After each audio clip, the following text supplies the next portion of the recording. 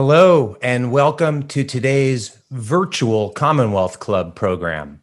My name is Adam Lashinsky. I'm the executive editor of Fortune magazine and your moderator for today. We'd like to thank the club's members and donors for making this and all other virtual programs possible. We are grateful for the continued support and hope others will follow their example and donate to the club during these uncertain times.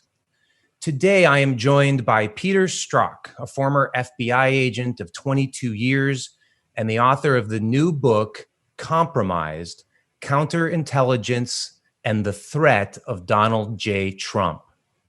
On August 10th, 2018, Peter was fired following the release of personal text messages from 2016 between himself and then FBI lawyer Lisa Page that disparaged candidate Donald Trump.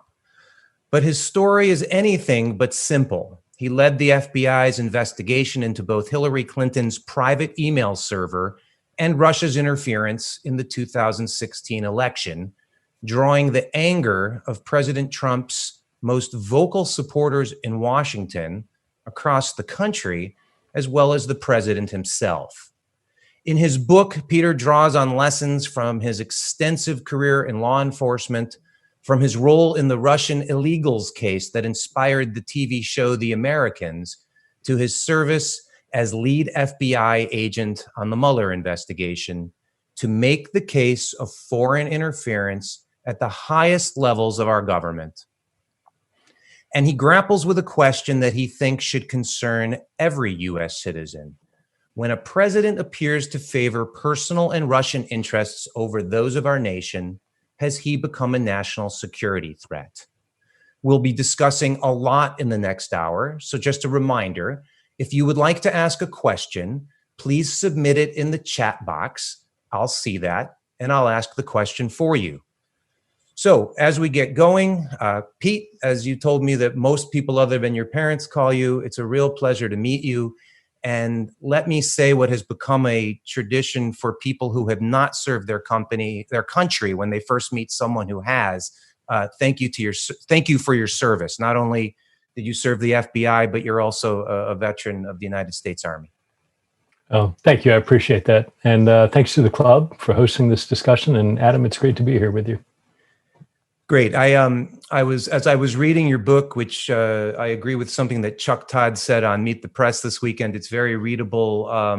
It's not exactly a happy read. It's a sad read, as a matter of fact, but it goes down nicely. The writing is very clear. And as I was formulating my questions, I had already written a question that you answered at the very end of the book. And so I'll start right there, which is, why did you write this book? Because what we're facing right now is too important to stay silent. I spent more than 20 years as a counterintelligence agent at the FBI, watching and learning how foreign adversaries go about targeting the United States. And what we saw in 2016, both from the Russian attacks as well as the response to those by the Trump campaign and then the administration, is still going on. That threat has only grown. And I think while, there's been all kinds of outrageous things thrown my way and thrown at all folks who have stood up to tell the truth, of what we're facing right now coming up in November is too important not to speak out and say something.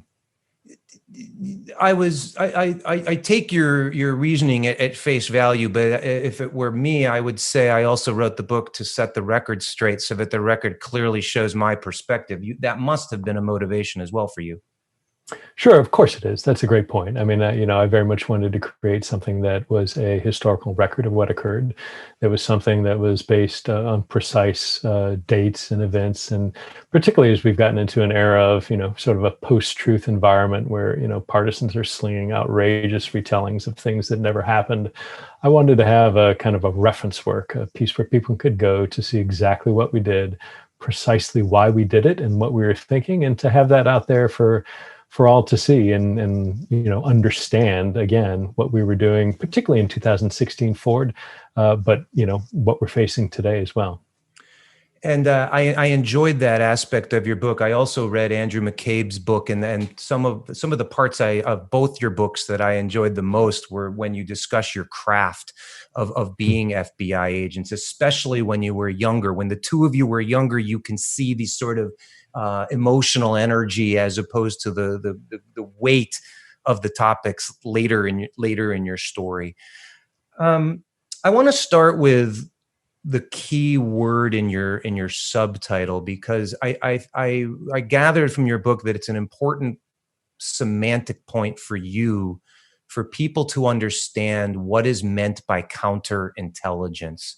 So let me ask you to start at the highest level, explain what that means, and maybe start to answer why I'm belaboring that point as you did in the book. Yeah, of course. So a lot of people, when they think about the FBI, they think about crime fighters. Going back to the 40s and 50s, all the movies that are made about chasing gangsters and bank robbers. And it's very much centered around this idea of criminals who are violating the law that we go and investigate, and we build a case with evidence that we take into court and we put them away. Intelligence work is very, very different from that. And when I say even just the word intelligence work, people have some idea of spies. But what I mean when I say that is foreign adversaries, the Russian intelligence services, certainly the Chinese, but any other nation on this earth, are actively day in and day out conducting operations in the United States to clandestinely get to our secrets and to influence our behavior. So counterintelligence is the government's response to that. And the FBI has the lead role in the United States. So I spent a career with a ton of people in the FBI trying to understand what foreign adversaries are doing here, what the Soviet Union and then Russia is doing in the United States, what China is doing, to both get into the workings of our government and influence the way we're behaving. And that has nothing to do with a criminal trial. It involves intelligence, which is classified. It involves a lot of uncertainty that you don't tend to see in the black and white of a prosecution. But it's a very different aspect to the FBI's work than the traditional sort of criminal things that people think of when they think of the FBI. But a counterintelligence investigation can lead to criminal proceedings. Is that correct? That's absolutely right. And, there is this, prior to 9/11, there was what colloquially is called the wall, where there were intelligence operations that the FBI did, and there are criminal ones. And there was a big division to make sure that we weren't moving things that were classified or not admissible into the other side. But of course, in national security matters, there is very much the two sides of a coin. On the one hand, we're looking at intelligence and trying to understand what a foreign adversary is doing. But at the same time, that same activity might involve US persons who are engaging in criminal activity. If Russia recruits a spy in the CIA or FBI, that spy more than likely is breaking the law. So while we're looking at it to understand the counterintelligence implications, at the same time, we're going to be trying to build a criminal case, finding evidence that we can use, identifying the elements of the crime and building towards that prosecution. Those go hand in glove. You can't separate those two out from one another. So that's absolutely a great point. They're both together in national security crimes. Can you have one without the other? In other words, can you have a counterintelligence investigation that uncovers wrongdoing, but that does not rise to the level of criminal behavior, but it was worth doing the investigation anyway? And then what is my real question? Then what? Of course you can, and that's the prevalent in most cases. That is, in fact, what happens. We will see there's some things that are purely counterintelligence. If we're watching, a hypothetical of a Russian intelligence officer in the United States, we're just watching him to understand, to gather intelligence, to see what he's doing day in and day out, to see the things he's interested in, how he works, who he's talking to. That's purely intelligence, because he may be here under diplomatic immunity. We're never going to be able to prosecute him, even if we wanted to. But at the same time, there are many interactions that we see where it's not clear whether or not it's criminal in nature. And even if we think it is, more often than not, you get to a point where you believe that, yeah, there's probably something untoward here going on, even something illegal going on, but we're just not going to be able to prove that out in a court of law. And I should add, happens a lot in counterintelligence, but it also happens in straight criminal work, where as an investigator that somebody's broken the law, but at the same time, for whatever reason, you're probably never going to get to the point of being able to prove it. And that's a frustrating thing that agents come to live with as part of their job. But my assumption, and this is all highly relevant to the thesis of your book, is that counterintelligence investigations that don't rise to the level of criminal misconduct, that aren't litigated in court in any way, can still be referred to other branches of the government for them to act on, to do what it is that they do. In other words, to try to counteract that threat. That's absolutely right. So if you look at, take for example, the Chinese hacking activity, they were doing a variety of things where they're engaged in very intrusive sort of actions with U.S. cyber systems. And there was a concerted U.S. response that was broad in nature. I mean, you saw things, and you see it today, even with, Russian sanction activities, for example. If the Department of Treasury sanctions an entity, well, that isn't the FBI, that isn't the CIA, that isn't even the Department of Justice. So all of these different departments in the US government have various tools that they can bring to bear on what a foreign nation is doing. And that also points out something, that it's really important to have a whole of government approach. Any individual agency working on its own is never going to be as effective as something that's centrally managed out of the White House, that's kind of coordinating a broad response to activity that we see day in and day out from foreign nations. Okay, great. So I want to come to the main point of your book, and I want to remind our viewers that you can ask questions of Peter Strzok also by popping them into the chat box, and I'll read them. The title of your book is "Compromised." You believe that the current president of the United States was compromised as a candidate for president, and then continued to be compromised by the Russians as president. Make the case for that, if you would. Yeah, I do believe that he is. And look, I recruited people to work for the United States for more than 20 years, and I defended against those within the US who had been recruited themselves. How that works, what motivates a person, takes a variety of forms. I think when you look at President Trump, what leaps to mind is his primary vulnerability are his financial entanglements. Things that, and I'm not talking about legitimate business interaction. I'm talking about allegations going back decades of dealing with potentially laundering money, allegedly working with Russian organized crime money, Russian money connected to oligarchs, and indeed potentially money, Mike McCohen asserts, something, financial transactions that he assumed millions of dollars in a real estate sale that was a payment for Putin. But it's important to remember that sort of how you leverage somebody, how you impact their behavior, takes a variety of forms. So certainly we've talked about the monetary examples of that, but there are things that go into that, like ideology. And when you look at President Trump's affinity, in the recent Bob Woodward recordings, where he's talking about how his affinity towards totalitarians like Putin and Kim Jong-un and Erdogan in Turkey, and how he naturally gets along with them, there's clearly an ideological affinity there that impacts his behavior. There are also coercive things, whether or not whether you believe, again, what Michael Cohen says about tapes in Las Vegas, or what Moscow may have recorded earlier on, and then finally ego things that people play in day out. And if you look at the call he had with Ukrainian leader Zelensky, clearly there is a sort of playing to that ego that resonates. But all of these things together are, and particularly things that are hidden, and that's where the financial aspects are so important. Those are the types of leverage that can be brought to bear to influence his behavior, and I believe are being done today. And I think I grappled with this reading your book, and let me try to summarize your point and my reaction to it, which is that you've explained how you believe he is compromised, and you've also described that for anyone to see his behavior that would suggest the actions of someone who is compromised. His saying nice things about Putin in public while disparaging his own intelligence services. And that list goes on, and you document it very well in the book. But in your book, at least, or in the public sphere by others, no one proves these points, that he is in fact doing these things for a reason. And I find that sort of, I don't know how to put it, intellectually troubling. I don't know how to close that circle. Help, you know what I'm saying. So help me out there. Yeah, absolutely. And so I understand that's unsatisfying from an outside observer. There are a couple of things that go into that. Certainly there's stuff that's classified that is inappropriate for me to talk about.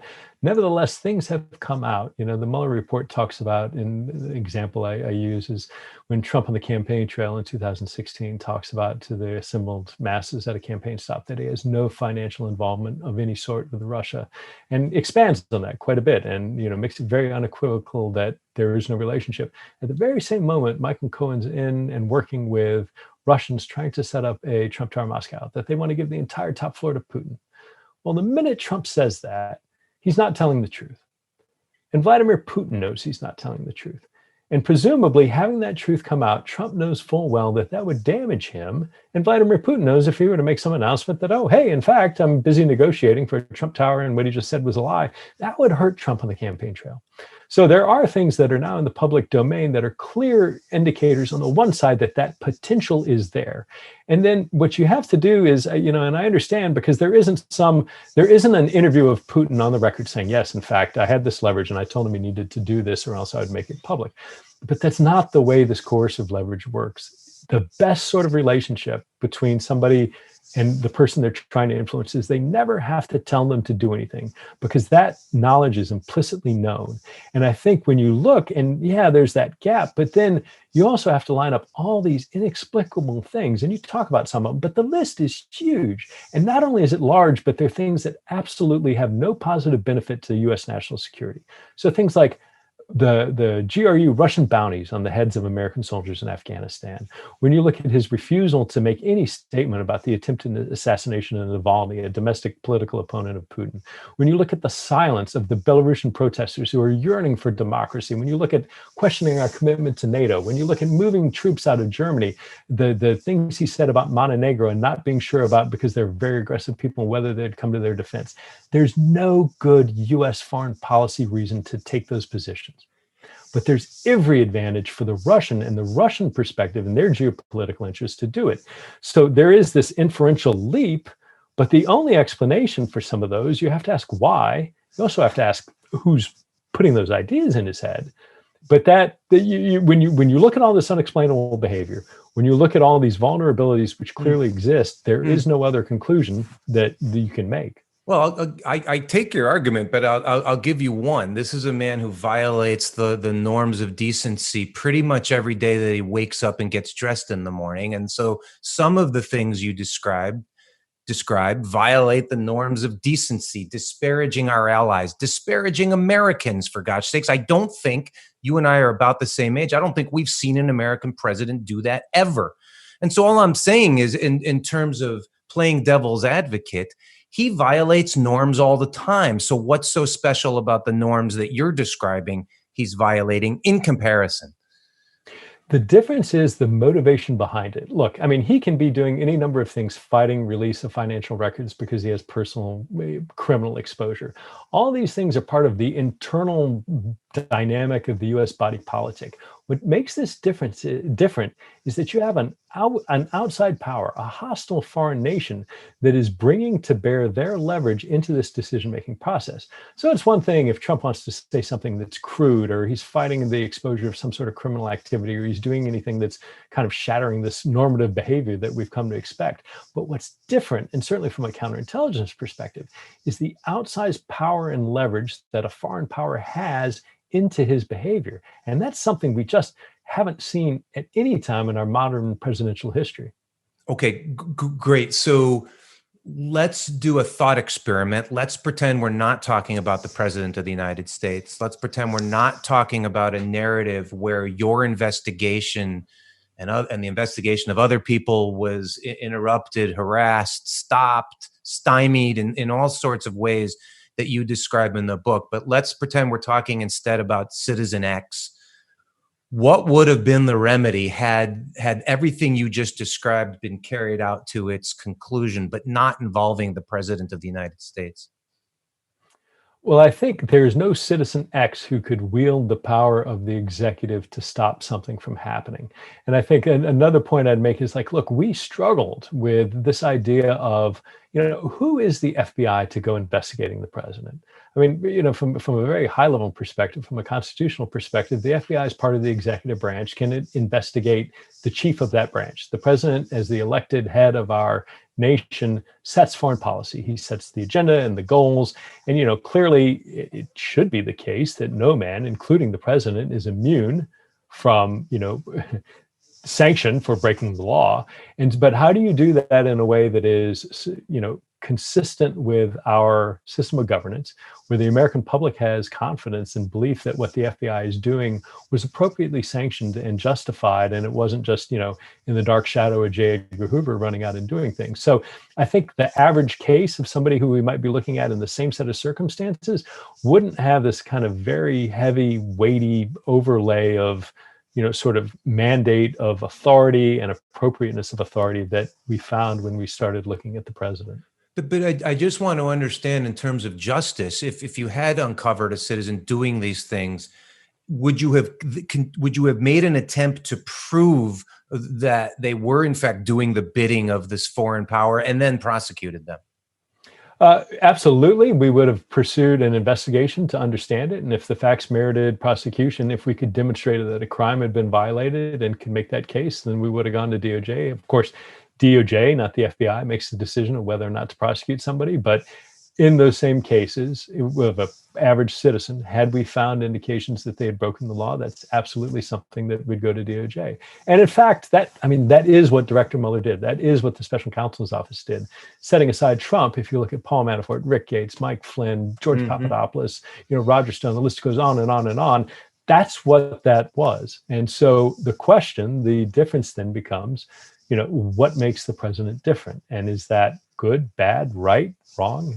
Those are tough questions. I'm going to come to viewer questions in just a moment, but you raised something that for me a little bit ago, which is a burning question, which is Trump's taxes. People speculate that if we saw his taxes, it might reveal some of the allegedly illegal behavior that you talked about that has been speculated on before, and potentially things including the Russians. So why do the issue of his taxes either don't appear in your book or barely appear in your book? Can you address that? Yes, two reasons. I mean, one, I don't want to get into specific details about what individual item of financial information we may or may not have gotten. I also don't know what occurred after I left the Special Counsel's office. But I think looking at all this financial data that exists there, it is clear that he is fighting tooth and nail at every step of the way, asking for injunctive relief at the next higher level of whatever court the decision is at to prevent that material from being released. It's not complicated. The answer is right there. He is not fighting this because he just has some deep-seated belief in financial privacy of everybody. He's fighting it because he perceives a threat in there. I think he perceives a criminal threat in there. Setting that aside, I believe that information also hides a great deal of information about involvement of illicit Russian monies, whether through organized crime or directly tying into the government of Russia, that again is the sort of thing that, because he doesn't want it known, creates leverage and an ability to influence his actions. You said, I think. Are you speculating, or are you commenting on knowledge that you have? Both. So there are things, again, and I don't want to get too cute, because then if I'm confirming things, I'm essentially saying them. So I don't want to sit here and give you any detail of saying, yes, I know this and not that. But again, I'd point to the public record. And again, recently, what Michael Cohen is saying about these real estate sales, this one property in Florida, which was sold for a grossly exaggerated amount that Michael Cohen says he believed was a payment from Vladimir Putin to Donald Trump. Looking at that as a tangible example, when you scope back and look at the Trump financial empire with a heavy involvement in real estate dealings where you can play all kinds of games with valuation. If you look at licensing, where you can play all kinds of games with valuation, these are traditional avenues that are very open to potential abuse for money laundering and other sorts of nefarious activity. So without saying, yes, I know that occurs, or making any sort of allegation that I'm not prepared to either back up with fact that isn't known, the best I can do is kind of point to those opportunities and potential things, and then point to the public record that more and more is coming out. And given that you now, unfortunately, are an expert on the subject of how information leaks in Washington, can you speculate on why all these years now into it, 5 years essentially into this era, we still haven't seen the president's tax returns? I can't, and that's a problem. I mean, the issue again is setting aside criminal activity that may or may not be in there. Everybody focuses on the things that the president either lies about or doesn't disclose. And usually it's in the context of his ethical obligations that, he should divest himself for certain things, or it isn't appropriate to be, profiting off of businesses at the same time he's leading the government. That isn't, most people, when they say that, understand that. But I'd ask, look at that from a counterintelligence perspective. There is something there that he perceives as harmful. Now, put yourself in Russia's position.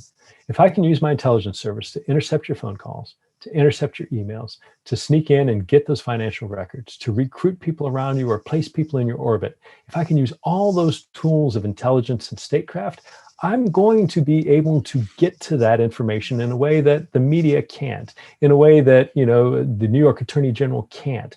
And when I know that, Trump still doesn't want that information to come out. So again, that gives me leverage. And that is the kind of thing, every time you look at something and say, well, he lied, or he's trying to hide that or cover it up, think about that from an intelligence perspective and the counterintelligence vulnerability that represents. All right, I'm going to read a question from our viewers. In your book, you report that the Russians, quote, pulled some of their punches, end quote, in 2016. That is, they didn't do everything they could have done to help Trump. What were those punches? So I went as far as the Bureau's pre-publication review would let me in describing that. And I'm glad that they were able to let me say what I did. Many of those things are, classified, and appropriately so, because if we think they're going to come at us again, we need to be able to prepare our defenses against that and blunt those attacks if and when they come. I would say that there has been some reporting. Microsoft just put out a recent report about some of the activity they had seen from the Russians, as well as the Chinese and others.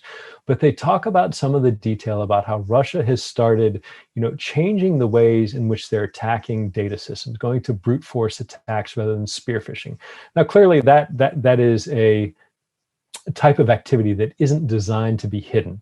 They want, when you do that, it's going to be apparent that you're there. But they do talk to some things which point to deeper truths. They talk about how actors are changing out IP addresses and the places they're coming from, is 10, 20 times a day. So a greater effort to misattribute and hide where these are coming from. And I think there's also been public reporting about their advancement in being able to make it harder to attribute actions into the hands of the Russians. And so when you take that sort of behavior and you couple it with things that have come out about the various successful intrusions into state databases and voting systems, targeting of hardware, that's the sort of indicators on the periphery that point to, some of the deeper concerns. And certainly it was a vulnerability in 2016. Remains a vulnerability today because, frankly, we haven't had a whole of government approach to really vigorously combat this in a unified manner.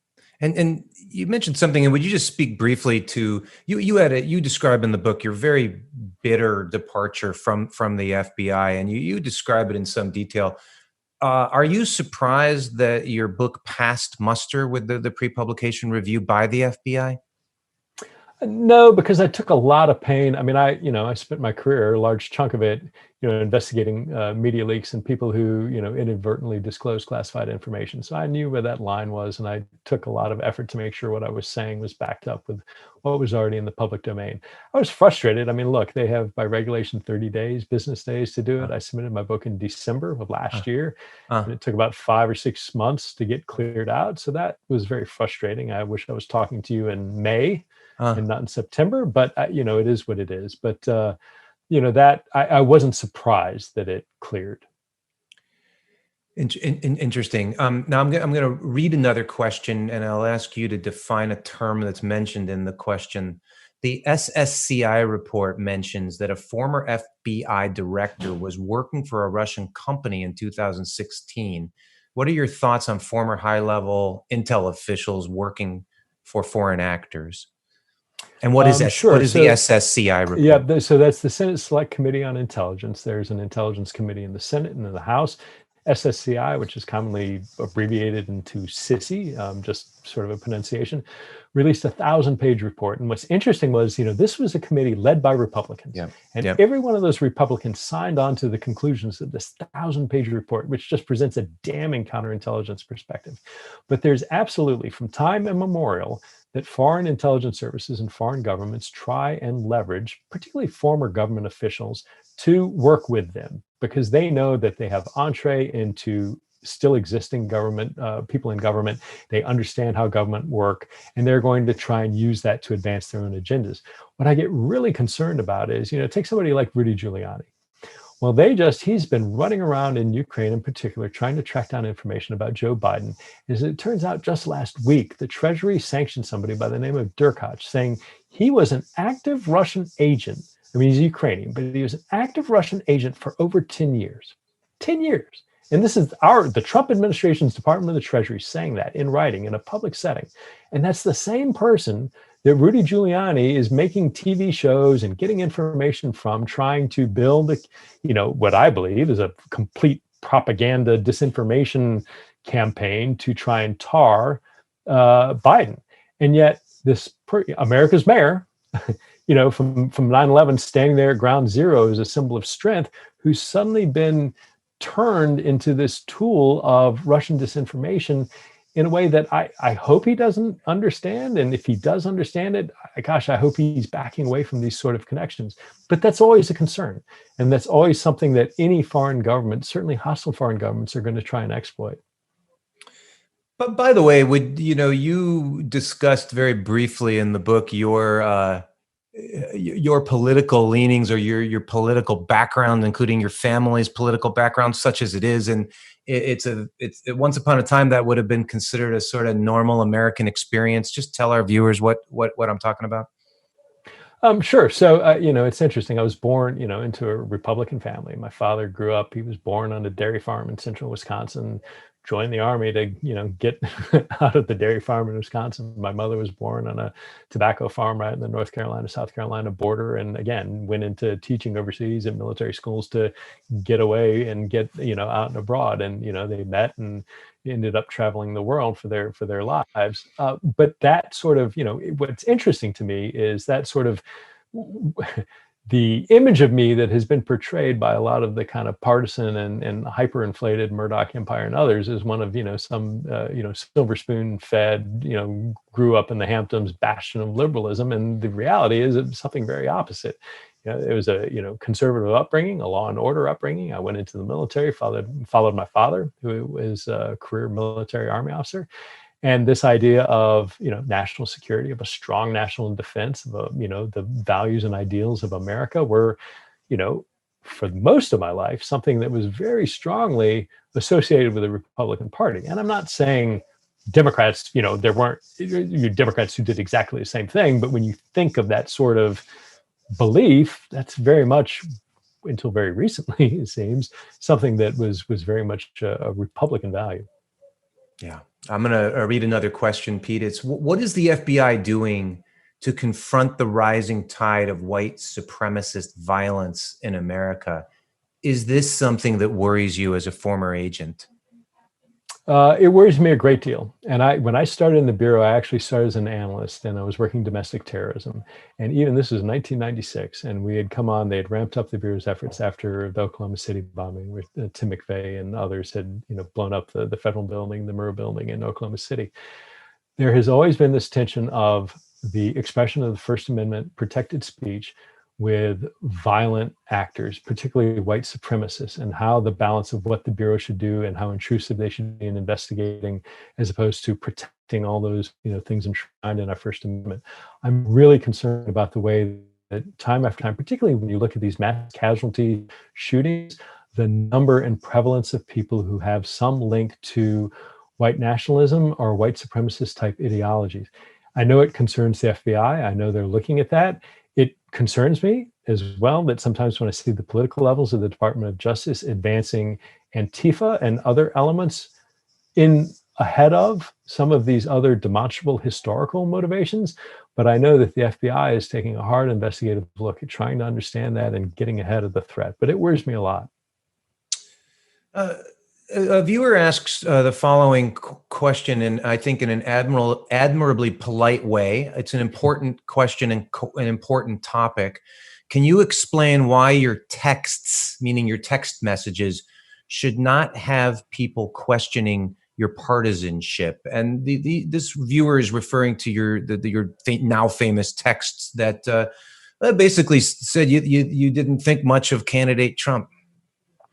Yeah, absolutely. And that's a great question. And I understand why people would ask that question. And the fact of the matter is this, first, FBI employees have opinions. Each and every one of us has a private political opinion. And we talk about that to people who are, outside of a work environment. The second point is that all our structure is set up, and what I experienced day in, day out was that when people show up at the door, they check those beliefs at the door. And so it's not only what you do, but keep in mind you have coworkers, you have a hierarchy of people where this is all baked in. And even given all that, I can understand why looking at that, somebody might have concern. And the fact of the matter is that the Inspector General did not one, but two investigations with like more than 15 attorneys and investigators, where they literally went through every text I wrote, every email I wrote, every chat I wrote, interviewed scores of people, going back to my roommate at Quantico, for God's sakes. And at the end of all that, concluded that they had no evidence, either documentary or testimonial, from any of this, that mine or anybody else's actions were based on an improper political basis. So I understand reading those why somebody might be concerned, but then if you look at what was done to verify that, the exhaustive way they looked at it, and again, that isn't even considering U.S. attorneys who looked at this, congressional committees who looked at this, media, investigative reporters who dug into it, consistently the answer has been universally clear that what we did, our actions, my behavior, were done for the right reasons and weren't based on any sort of improper political basis.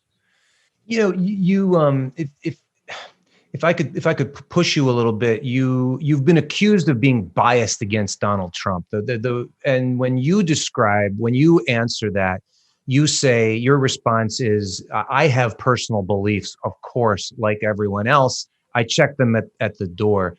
As a journalist, and you may be amused to know I've spoken to a 6th grade class about this. They said to me, "What's bias?" I said, "Everyone's biased. It's not if you're biased, it's what you do, it's how you act on the bias." And I only bring it up because I think for understandable reasons, you don't want to use that word. You don't want to say, "Yes, I'm biased. I have personal beliefs, but I'm also a professional." Do you want to react to that at all? No, I think that's a great point. And look, we fight, the FBI was bringing in implicit bias training. Law enforcement is doing that, particularly in race relations. And, that becomes a particularly important area to think about. Do we have cognitive bias? Do we have unacknowledged, kind of implicit bias? And how do we make sure that we're acting in an objective way? So I take that point. What's interesting, and one thing I would also respond to, at the end of the day, you're right. It's absolutely how you act externally, whatever is going on in your mind. And to that end, another data point, one of those IG looks said that, when it came to investigating Hillary Clinton in the email, her use of a private email server, the IG put this in writing, that I was one of the most aggressive on the team pushing to investigate that. So, clearly that was not in Clinton's interest. Clearly that was advantageous to Trump. If you look at the actions that I and others in the FBI took in the fall of 2016, none of what we were doing with Trump was public. And had any of us, me, if I had wanted to influence it, had we gone to the press or to Congress and talked about our cases on Manafort and Flynn and Papadopoulos and Carter Page and all these other folks, that would have been really damaging. I mean, horribly damaging to then candidate Trump. And none of that came out. And contrast that with what came out with then candidate Clinton. And that was very public and that was very damaging.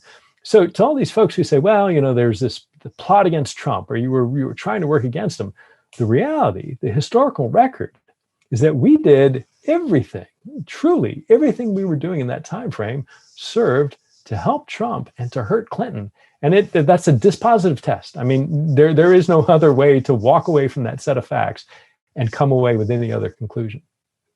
Your training taught you that when faced with a tough assignment, you not only accept it, but you accept it enthusiastically. Enthusiastically, I mean, that's what a soldier does. It's what a badass FBI agent does. Would you advise an agent 10 years younger than yourself right now getting involved in an investigation that clearly is going to have political ramifications to try to find something else to keep themselves busy instead? Nope. Dive Why in. not? Dive in. That's why we're there. The big cases, big headaches, small cases, small headaches, but it doesn't matter. That is the calling. In my opinion, the more fraught with whatever the case may be, harm, political exposure, that is the kind of thing that should rise to the top of the list. That should be the ultimate calling for any good agent or analyst or investigator, to want to work on that, to want to understand it. And the greater the obstacles, the stronger the drive should be to dive into that. You made an important point in your book that I've thought about a lot covering Silicon Valley. You said that digital media, social media, has changed the game of counterintelligence and of spycraft, of tradecraft in the intelligence business. I take that point. I want to ask you a difficult question about that. Do you think that this horribly corrosive environment we have in our country today, was it always there, or is it exacerbated by social media, in your professional opinion? Both of those. I think it was always there. I think social media has created an environment where people can self-select the truth and things that they want to believe, to reinforce that belief. We're well past the stage where, your options were, Walter Cronkite or Peter Jennings, and you had two options to get you news. You can go out now in a social media environment and self-select all those things that reinforce the beliefs that you have and that you want to believe. And as a result, A, you really believe it. And B, that schism, that ability, that kind of enhancement of kind of this polarization of belief on social media is exactly the sort of environment that the Russians really understood. And they were onto this before anybody in the United States was, understanding the power of being able to use that to divide and enhance, pour gasoline on these divisions. And so the hardest thing, if you're somebody who has a strong set of beliefs that is looking at things that reinforce it, to then come in and say, well, the Russians are behind this. Well, that's offensive. No, this is what I believe, whatever it is. And I don't care what the Russians are saying or aren't saying. But we really, that has been a game changer, certainly in the social dynamic outside of anything the FBI does. But absolutely, it's been a game changer within the counterintelligence and intelligence arena. Other than high-level leadership, do you see any way to walk this back? In other words, to improve the climate to where Americans, I've just in the last few days, I've been exposed to I understand what you are exposed to on Twitter, just by my having posted that I'm going to be interviewing you. I find it profoundly saddening, and it makes me not want to look at Twitter. Anyway, do you have any thoughts for hope on where we go from here? Yeah, I mean, I think Twitter is always going to be a little bit of a cesspool, because I think anytime you can kind of have an unattributed conversation, it's going to encourage our lesser angels. But what we need, I still believe in the fundamental nature of the American ideal. I believe in the goodness of the American people. I believe that we are stronger by what unites us than divides us. But I think that has to come from the top. We have not chosen a leader that is seeking to emphasize those qualities. We saw a leader from his inaugural address talked about division, talked about strife, talked about conflict, and that there was a fight, and that one side was pitted against another. If we are going to overcome these, I mean, we have people protesting. We had protests in 2016, but now we have protests where people are picking up guns and engaging in lethal violence against each other. If we are to change, we must have leadership that is going to bring out the things that unite us rather than playing up those things that divide us. And it really matters. A president matters and makes a difference in that dialogue. And if we have any hope of kind of bridging these differences, we've got to have different leadership than what we have now to be able to do that.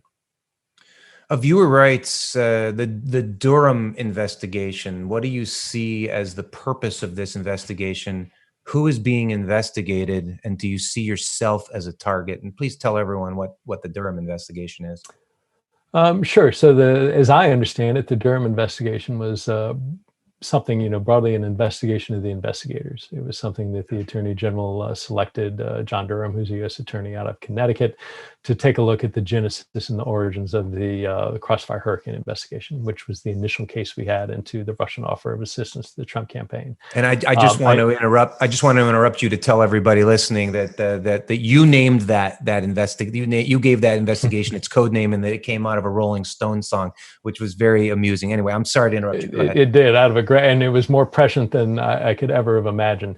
But look, I am certain that, having been there from the genesis of these investigations and knowing how they came to be and what we were doing, that it is exactly as the Inspector General report describes. He took a look at that, and I am convinced, I think, that political levels at the Department of Justice and at the White House want some nebulous, dark whispered investigation that they can point to about some ill-defined nefarious activity that took place to spy on the campaign of the president, to undermine the presidency, which is nonsense. And so I think my sense is they want that existing out there so they can use as a political foil as we approach the elections. Again, I am confident I did nothing wrong, let alone anything illegal, nor am I aware of anything done by the people around me, either above me, next to me, or below me, that represents improper and certainly not illegal activity.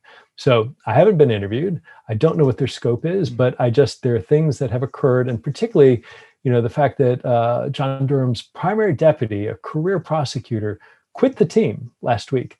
It gives me a lot of concern and a lot of pause, because it joins this list of people, three or four prosecutors in the Roger Stone prosecution, the lead prosecutor on General Flynn's prosecution, all who have quit the work they're doing at the Department of Justice because their integrity, their code of conduct internally did not allow them to continue this work. That's unprecedented, and it's really worrisome.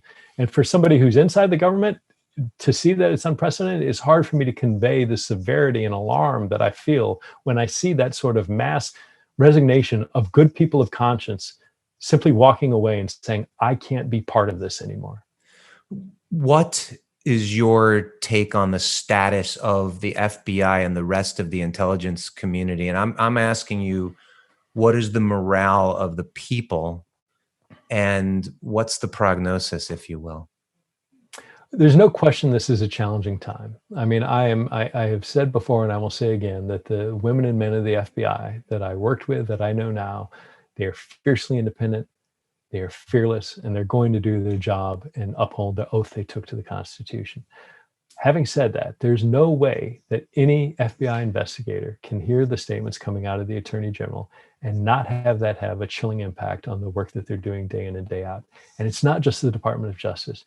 If you look at things that people in the Department of State, people within the Department of Defense, whether it's Colonel Vindman or the various career diplomats that have been just pilloried within the Department of State for simply standing up and telling the truth, all of this has a deeply chilling effect of the professional government worker that, again, I think a lot of this is holding, but I am deeply worried that another 4 years of a Trump presidency is really going to destroy, in a very lasting way, a lot of what we have built up over decades and decades and decades of creating an independent professional government civil service.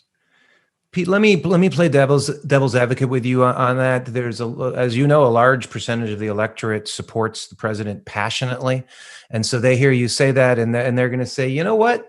I'm glad these smarty pants are getting their comeuppance. They're the ones who are responsible for all the bad things that have happened in this country for all these decades that you so glorify. React to that, if you would.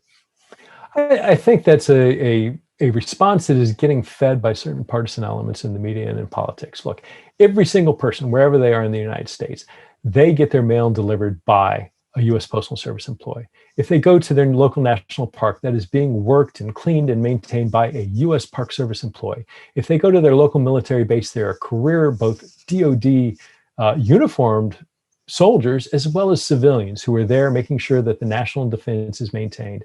Day in and day out, this kind of notion of some faceless, evil, deep state bureaucracy that exists in DC, that's not the federal government.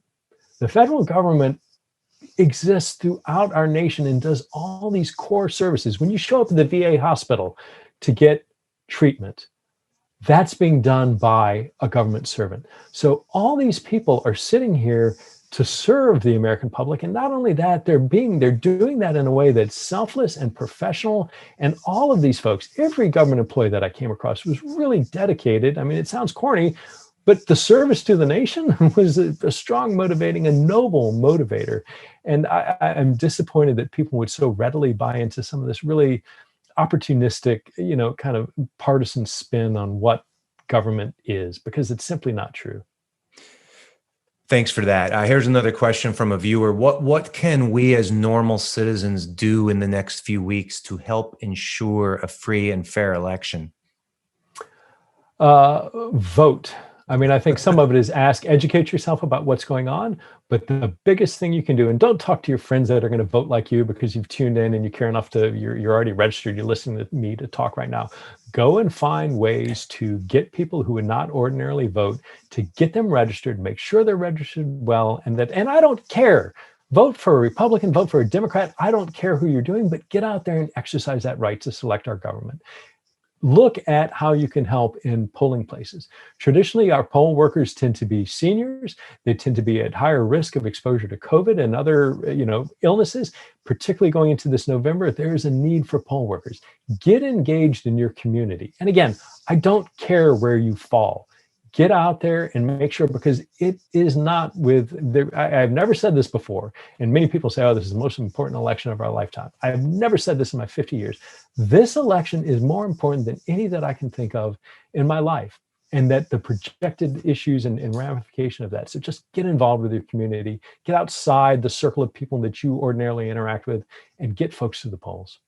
A viewer asks a question that takes us back into the story of an important thing you talked about in the book that we haven't discussed yet. Would you comment on Comey's announcement? This was the then FBI director, James Comey's announcement about Hillary Clinton's email investigation 11 days before the election back in 2016. Now, this person's asking about the one right before the election. You also wrote at length about the previous announcement he made. Why don't you talk about both quickly? Yeah, so I mean that the one right before the election at immediately at the end of October was one that was profoundly debated. I mean, those were very gut-wrenching debates that we had, advising, and turning around whether or not to do it, and advising Director Comey. I think it's important that you frame that, and in the decision to do that, you have to look at that in the context of his July 5th speech. And the reason I say that is I think that July 5th speech puts us on a path where there was no other alternative come the end of October for Director Comey to make that speech, because he had already gone out to the American public, announced what he had found. He had told Congress that we'd closed the case. And when you do that, you create a path, you narrow your path to something where if something comes up, and none of us foresaw Anthony Weiner's laptop walking in the door, but you put yourself on the path when that comes up, that, using Director Comey's, he's spoken about this at length, whether to conceal or whether to tell the truth. And one was bad and one was worse. And that's true, I think. I agree with that decision, that having done what had occurred in July, that he had made that decision. And I initially, in October, fought against it. I disagreed. I didn't think he should make the announcement. And then the group of us debating it, ultimately Comey's arguments, I was persuaded that he needed to do it. But the original sin, if you will, was that July 5th speech. And at the time, we certainly debated it. We went through that speech up, down, left, and right. Every comma, every word was scrubbed. But I don't think any of us looked at that from the perspective necessarily of all the ways that might change the decision-making environment later in the fall. And I certainly think, in retrospect, and it's unfair because, hindsight being 2020 is it's unfair to make any judgment. But I do wish, knowing what I know now, going back into that May timeframe, that I would have, advocated differently, perhaps not to have made that speech. Question from a viewer: as a counterpoint to white supremacist violence, I am curious about your attitude toward the Antifa movement. Scapegoat, myth, real concern, question marks following all those words. I don't know. And the problem is, I don't know because I believe that there are partisan influences involved in shaping what is being said about what is occurring and not occurring. Look, violence of any kind, of any motivation, is wrong. It needs to be stopped. It can't be tolerated. And to the extent it's illegal, it needs to be prosecuted. At the same time, we absolutely should be allowing and permitting lawful protests. To have what you saw in Lafayette Square, where the president, before he even comes out, Attorney General Barr there using force, chemical agents, tear gas, riot control geared or National Guardsmen and other members to clear out protesters so the president can walk across, stand in front of a church and hold up a Bible for a campaign photo is disgusting. That's antithetical to what we should be doing to allow proper protest. But there's a clear line. Unlawful behavior, whatever the motivation, isn't okay. That is something we shouldn't tolerate and should prosecute if it violates the law. My concern is I can't tell you, I have no personal assurance that I have an understanding of what's being motivated by Antifa, what's being motivated by either the white supremacists, the riot, the boogaloos, or anything else. I don't have a confidence that what is being portrayed as the fact between the balance of all these various forces is in fact accurate. And that's concerning. Americans should have accurate information about what is driving particularly the violent protests. But there's a sense of proportionality, right? There must be an executive. It's naive to start a question by saying there must be. Wouldn't there be a team of people in the FBI who would have a sense of proportionality? In other words, to have a professional opinion that either the white supremacists or left-wing violent protesters, however you want to define them, is a bigger threat than the other? Well, I think clearly there are people who are investigating that and looking at and have the data. We know what motivated all these various violent attacks, all these various crimes to the extent we're able to identify. And I say we, I mean, that's an old habit. The FBI at that is able to identify and say, okay, this is what we know about the perpetrator or the subject and what motivated them. That's a very different thing from when that data then goes up into outside the kind of law enforcement role of what the FBI does and enters the political realm. And an area of concern, for example, is some of the information coming out of the intelligence office of the Department of Homeland Security, where whistleblowers now saying that he was encouraged to, any number of things. Some of it was on the state side, play down the threat from Russia and encourage that of China and others. But that same office was involved in prior activity where they were emphasizing Antifa and certain elements of protesters and minimizing that of others. And that sort of political influence, I mean, it's one thing if you're ignoring intelligence. It's one thing if you have a PDB that you don't read. It's a much worse thing if you're sitting there saying, ignore intelligence or change intelligence. That's a really, really dangerous path to start going down. One is PDB, you're talking about the president's daily brief. One is right. Incompetent, the other is venal. What might be a way to summarize what you said. I think that's right. We're nearing the end of our time. I want to take us in a slightly more fun direction. A writer brings up the way that an anecdote you talk about near the beginning of your book. Can you talk about your case that you worked on as an FBI agent that inspired the television show The Americans? It's an incredible story that few people seem to know about. Sure. And it was a great case. So in this case, there were a number of people, 10 folks, when we finally arrested all of them, are Russian intelligence officers or spies under deep, deep cover. I mean, they weren't affiliated. They weren't even in most cases Russians. They had assumed Canadian identities or others based on, a Canadian infant who had died and who some Russian then Soviet officer had pulled that sort of biographical data, and that was matched up with them as they were training deep inside the Soviet Union. And then their job was to ultimately infiltrate into the United States, become naturalized citizens or lawful permanent residents, and just blend into society. And so we were able early on to kind of get a window into this network of folks. And we slowly, methodically watched them year after year after year. And, anytime somebody gets down on the FBI, or I get, critical about the FBI, and it wasn't just the FBI. I mean, this was the entire U.S. intelligence community. This was a spectacular case. I mean, over roughly 10 years, give or take, where agents come and go, analysts come and go, case officers come and go, but watching this whole series of people burrowed into American society, watching how they were talking back to Moscow, watching the sorts of information they were gathering, and just understanding all the nuanced details of what Russia was doing. I mean, it was amazing casework. And it was, being an FBI agent, that, anybody thinking about it, listening, join. It's the best job you'll ever have. I love that there is no better job than being a case agent in the FBI. And I think you mentioned that, reading Andy McCabe's book, and certainly I hope that came through in mine, that it's just, Yep, that sure. the work is astoundingly great. I mean, it's every day is a challenge and a puzzle and a mystery to unfold. And you told this fun and interesting story to make a point, though, which is that the Russians are persistent and doing bad things and continue to do them. And you were setting the stage. I have to ask you what I wanted to know. I watched The Americans, the television show, until I couldn't take the violence anymore. I found it very, very disturbing. Did these agents, were they trained as physical agents, and did they conduct violent activities?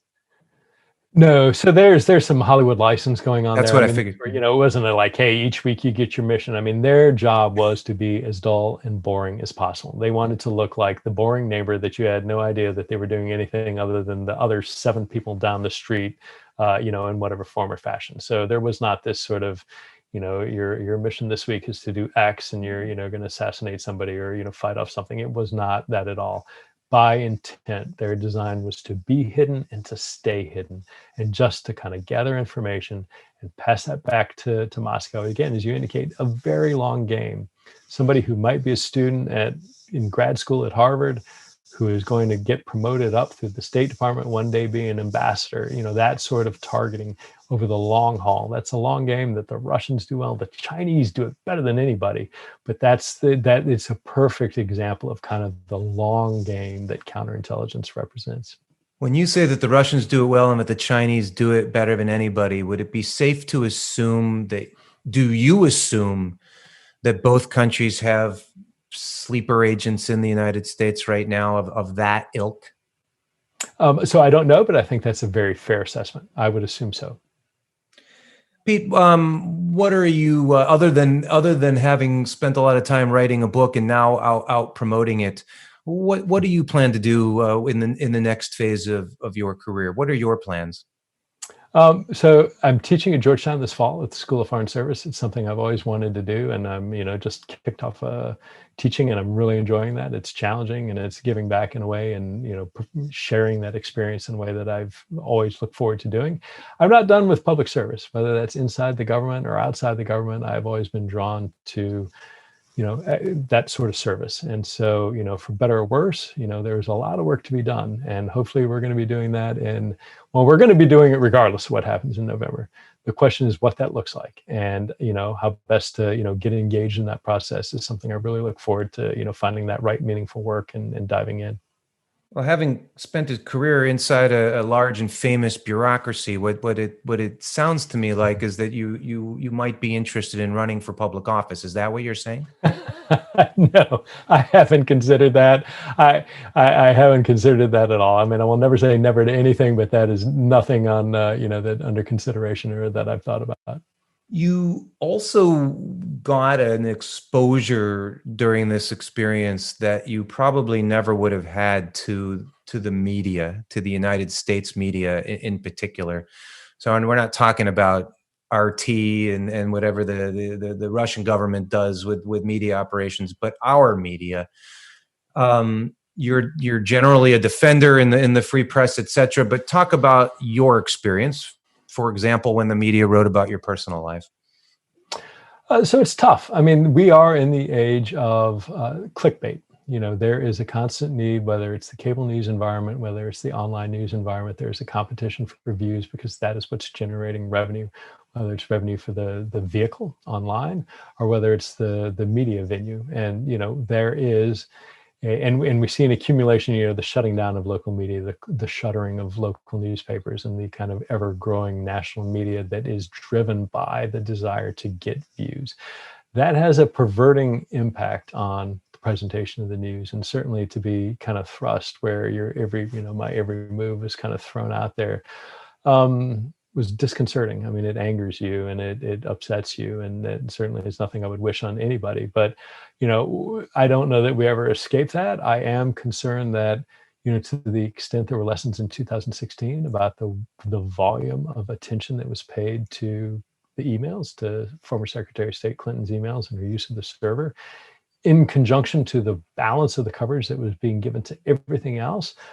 There is a lot of fault to go around. I mean, there was soul searching in the FBI. There was soul searching in the U.S. intelligence community about the response to Russia. I think there was certainly soul searching within the Obama administration about what they did or didn't do in the run-up.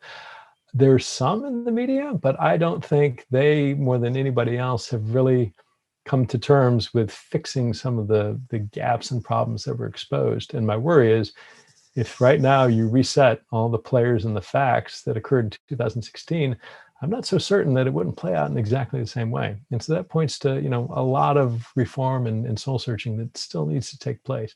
And everybody, it's easy to criticize somebody else, right? I mean, the media can look at the FBI and criticize what they did. The FBI can look at the media and say, oh, you screwed this up, and vice versa. But the change has to come from within. So that is something I think we still need to tackle as a nation. And then that's separate and distinct from the issue about social media and content moderation and who should be doing that and the appropriate role and limitations, if any. Well, given the amount of scrutiny that you've come under and the level of detail that you gave to your own story, including your own shortcomings, I guess no one will accuse you of not walking the walk in terms of self-investigation or self-exploration. So, as a member of the media, your thoughts are well made in my opinion. And so, Peter Strzok, I just want to thank you very much for being here today. Peter Strzok, the author of Compromised. We encourage everyone listening to pick up a copy of the book at your local independent bookstore. Although, if you'd like to watch more virtual programs or support the Commonwealth Club efforts, please visit www.commonwealthclub.org. And although I do not have the gavel that I wish we had if we were in person, this concludes our program. I'm Adam Lashinsky. Thank you and see you next time. Pete, thank you again. Great. Thank you for having me. It was great to be here.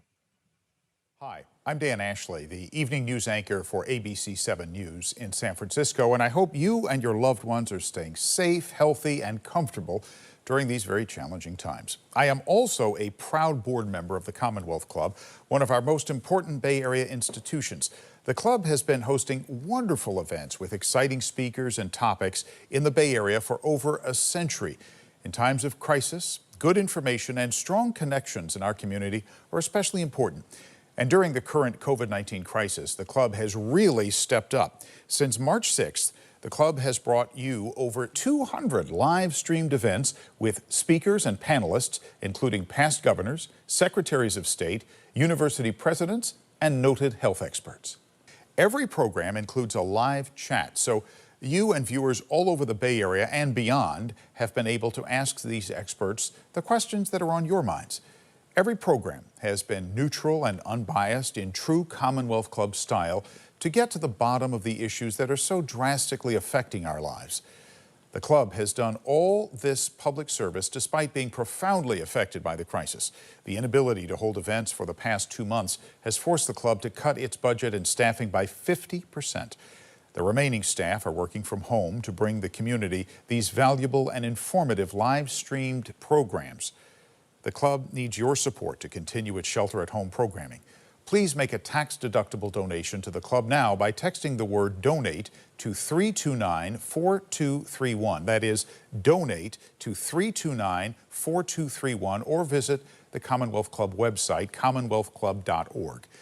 We need the club to be here in the months and years ahead to help inform and educate as we figure out how to get our society and our economy safely moving again, consider changes to the way we live, and work as a result of this crisis, and take steps to prevent a future pandemic.